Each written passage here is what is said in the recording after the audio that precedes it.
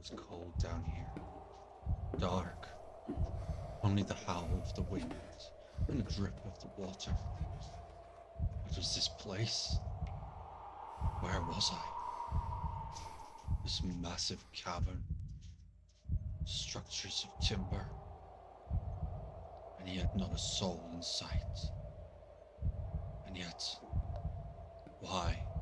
Why were the hairs on the back of my neck standing on end, as though something watched from the darkness?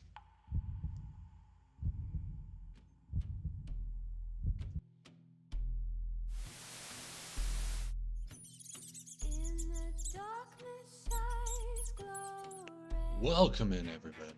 My name's Sakari, and welcome to episode 2 of Skaven Diorama. Here today, we're going to be looking more in depth into my Warhammer Skaven Diorama that I'm building.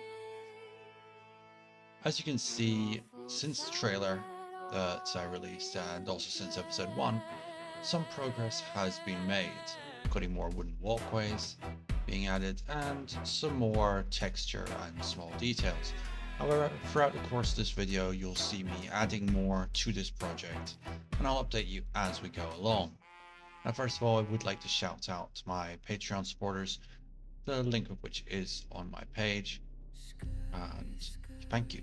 Thank you for your support. Without you, this project would not be possible. You can see here that I'm adding in a new wooden walkway into the diorama, and here it is.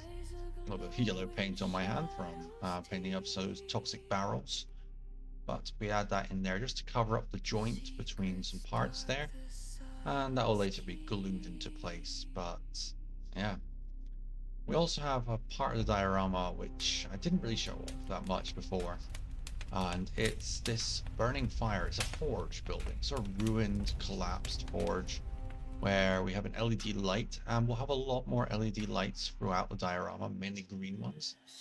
But these flickering little red and orange lights really do add an effect when all the lights go out. That building is also modular. You can get inside it and sort of work around inside as well. Not that we will that much. Here you can see a pose of some of the Skaven just worshipping at the forge. So here we have a part of the diorama that's underneath the main floor. It's an underground cave. And you can see me here just touching it up, adding in some details onto the skeleton parts and decaying bodies down there. You can see me adding in, I believe that's skeleton horde over the top of the Wraithbone paint. And a little bit of Agrax Earthshade as well. And here's not the finished version, but at least a progress of it. There's still going to be a lot more details added into this. And then we look at the fact that this diorama is going to need 30,000 miniatures. And here you can see me working on some of them, just so you can see that I do indeed paint my own miniatures, and I will be painting up 30,000 Skaven miniatures. It's going to take years, but little by little we will get there, and one by one each rat will be painted.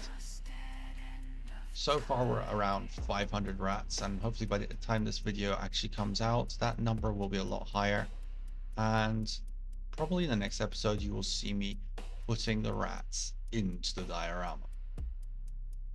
Now, if you are interested in seeing all of the different rats that I've painted up so far, and more regular updates on the rats that I'm painting, please do check out my social medias, my Instagram page and TikTok page at Sakari to see more progress updates of the rats as they come out in a more regular fashion.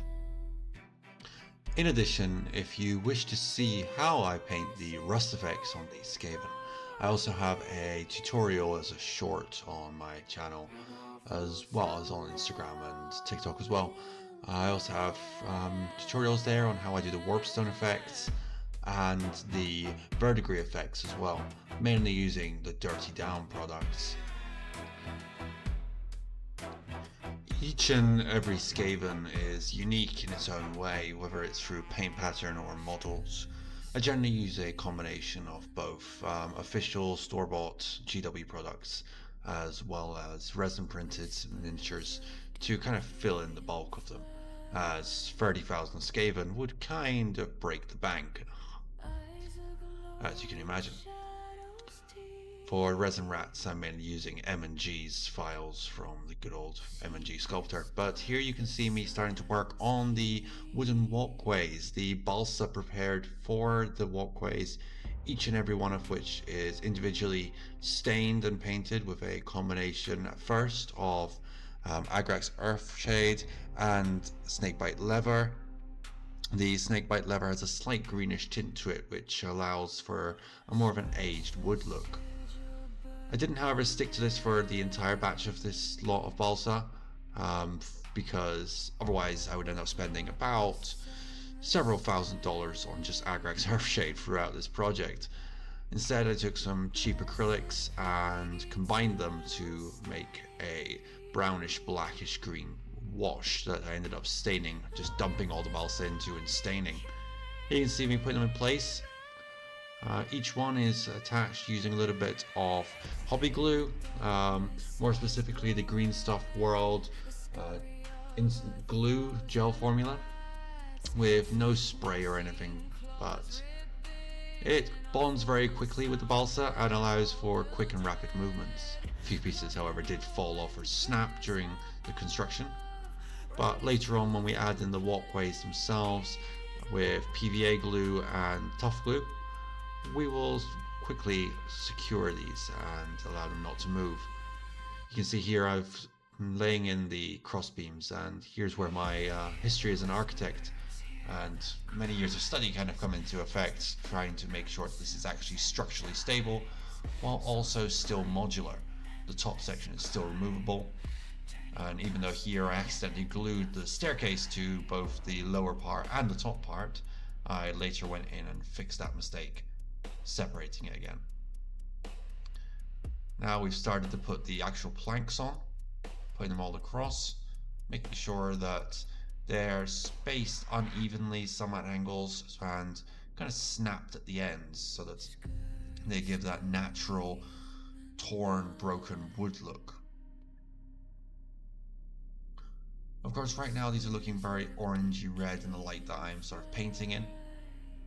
Not set up a proper painting lamp, as this diorama is already too big to fit on my desk and is in a separate room for the sake of building it. Now here we can see the final version once I added all the balsa. Of course I use coffee stir sticks, which you can get from Starbucks to build the walkways themselves, but I did batch order these from Temu to make my life a little bit easier. After all, relocating this many balsa sticks from Starbucks may actually raise some questions. You can see here like the wooden walkways and the bridges and ramps and staircases that form the different levels. Currently nearly all the levels are accessible from one another. A little rat in there as well. Now here I come in with some green, using a mixture of the Dirty Down moss as well as Plague Bearer flesh to add some green coloring to the wood, as though moss itself has started to grow. This is after all a damp sewer filled cave, and here actually you can see how I started to build the diorama. Now each of the sections is individually sculpted in Google SketchUp, forming layers like topography lines. And then from here, I will then go in and 3D sculpt them, but we'll get to that in a bit. This is kind of, you can see a sneak peek of a larger section of the diorama itself, about 1 meter by 1 meter area. With a ruined building in the middle and the pipes. I don't really add a lot of detail at this step. It's all based around the original sculpting, extruding, and making sure that everything is modular. Here's without the lines, just shadows, and you can see the kind of the depth of this as I move it around, as well as some future plans for some large stalagmites and stalactites and a potential bridge that's going to go in, as well as a large door. That'll be the door to a potentially abandoned dwarven mine at the back. You can see openings where I'll have smaller little displays in the sides as well, in those larger openings, to make sure that I can display other miniatures. Now I take these parts from SketchUp and view them in a 3D viewer as individual sections. This is a couple steps before going to the 3D printer. And here I get to see how the light reflects on them, how different shadows go about. And a lot of these pieces are available on my Patreon, of which the link is in the description below. If not in the description, it's probably on my channel if I have forgotten to add a link there. But then I take them through Blender, which is a bit of a tricky process, and hence the transition there, and add in all of the rock details, really smoothing out the layer lines and the topography lines to add in that rock texture using some preset Blender brushes that you can get from the internet for free to sculpt in all the rock molds. Those are then taken to the 3D printer and printed out. Used to do my own printing, but now I've got another friend who 3D prints for me. Just send them to him, he prints them out, and boom, boom, boom, we have the diorama. And here's some pictures of all the walkways, as well as this image, which is one that I took the image from the diorama and I just imported it into ChatGPT. Now, people say that AI is bad, and yes, a lot of people are using AI to create digital art and really ruin the industry when it comes to miniature painting and artists in general. However, it can be used as it was originally intended, as a tool. And what I like to do is take my diorama pictures and import them in and say, hey, can you expand this? And that gives me more of a visualization of, oh, this is possible. I can expand this. And like it or not, it works for me. It may not work for you, but let's move on to the next part. And here we go, guys. So that image I showed for the AI image was a previous photo from before the top walkways were added. But here I've added all those walkways and also gone in with moss and branches and chains and really added in a lot of different greenery and sort of foliage into this diorama to bring that moist cavern look to life and really portray that in a unique way. Now, I did run out of moss, so I'm going to have to, in a later episode, continue on with this and add in some more details to this. A lot more moss on the chains and parts like that. Now, you can also see that there's tops of the barrels and things like that, and bells that will really add to this diorama. We're going to add more and more greebling and detail as we move forward.